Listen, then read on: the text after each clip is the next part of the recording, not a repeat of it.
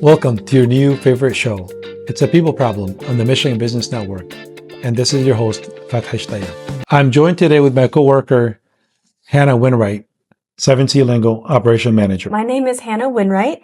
I graduated in 2019 with a degree in communication. Started working in event coordination before COVID happened, and kind of stumbled into this during that time. So that's how I ended up here. Awesome. So Hannah, as an operation manager at 7C, I like to think of the operation manager as the anchor, the heart of the company. So tell us what your day-to-day looks like from a communication perspective, because there's obviously a lot that goes into the operation when it comes to communication. Sure.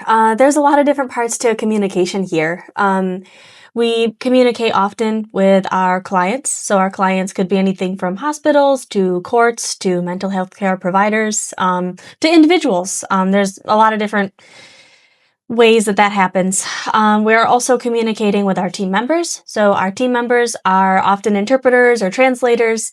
They could be people who have been in the U.S. since birth, and they could also be people who are newer to the U.S. There's a lot of different cultures and things that are blended in there in the people that we're working with, in addition to our internal team, the unique backgrounds there. And tell us a little bit about the community that you serve, the clientele that you serve, from a communication standpoint as well, please.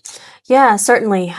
We communicate in a lot of different ways, and I think there's sometimes different expectations to communication with those that we work with. Sometimes individuals will request, and they'll give us about a week's notice for an appointment for interpretation, and they'll think that they're rushing us, and they'll feel terrible that they requested about a week in advance. You also have people who will request interpretation for the next business day or even later in the same day, and they'll think it's normal, and they'll want to have interpretation right away. So not only do you have very different expectations for the services that can be provided, you have different norms of understanding of what you can and cannot do. I'm glad you brought that up. Yeah, I'm glad you brought that up, because that's actually one of the things that I wanted to touch on. How do you keep things human? That's a really good question. I think a lot of what we do, it's oriented directly to the people that we're serving. I mean, we try to really understand what people are asking for. So not just, oh, this is a request and it's generic and it's one thing, but rather like, this is a request from this location and they expect this. Versus this is a request from this location and they expect that.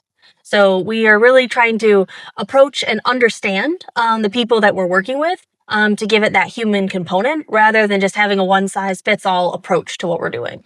Right, especially in this day and age, everything is virtual, so to speak. Everything, communication that is email, Zoom, meetings, everything else, everybody seems to be communicating through a screen or through something of some kind. So the human element is not always present.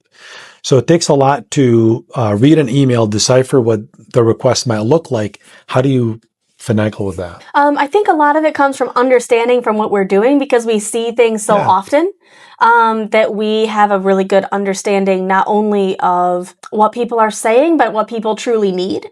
So a lot of that comes from experience, but also reading between the lines of what's being said.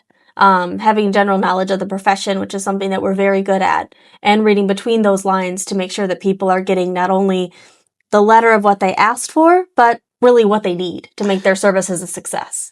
And based on your experience with obviously being here in the 7C world, but the culture intelligence piece, how has that challenged you a little bit to learn a little bit more about your own culture in a way so you can deal with other cultures? Yeah. Please tell us. I will. I would really like for things to be a certain way. I would have never guessed that. And often, I think before I would have thought that I wanted everyone to do things the way that I would want to do things. I would want everyone to be like me in how they do things. I am very, when you think of cultural values, I am very traditionally Western. I am punctual. I am precise. I am extremely detailed in my communication. And I want everyone to be the same way. And I used to think it would be a perfect world if we all could, honestly. It's very, to use a term, it's very ethnocentric, which means like my culture, it's the culture. Everyone should have it. That's the thing to do. But really learning about the CQ aspect has made me realize if everyone were the way that I was, we would all be overwhelming each other all the time. And it wouldn't be very cool. We would all be the same, and being the same isn't cool either. The different backgrounds that we bring and the different cultures that we understand is really what makes us different and unique, and can make our interactions so successful. So over time, I think I've really personally learned to not approach everyone with that one size fits all approach, which would be my approach. Like, I think this way, therefore everyone else does too. That really limited me. And getting out of that view has made me a much more effective communicator and has made us much more successful in the things that I talked about a few minutes ago. Awesome. Once again, thank you so much all for joining us. This is your host, Fathy Shetiah from It's a People Problem on the Michigan Business Network.